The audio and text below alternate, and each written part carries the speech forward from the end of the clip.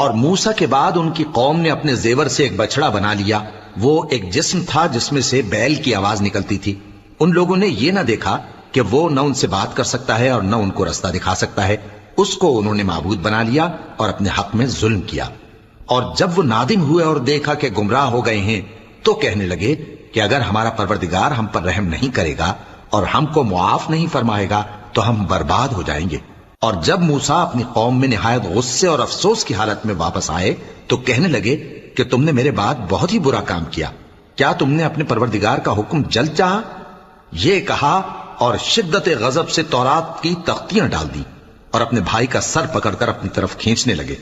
उन्होंने कहा कि भाईजान, लोग तो मुझे कमजोर समझते थे और करीब था कि कत्ल कर दें, तो ऐसा काम न कीजिए कि दुश्मन मुझ पर हंसे और मुझे जालिम लोगों में शामिल न समझिए। उन्होंने दुआ की कि ऐ मेरे परवरदिगार, मुझे और मेरे भाई को मुआफ कर दे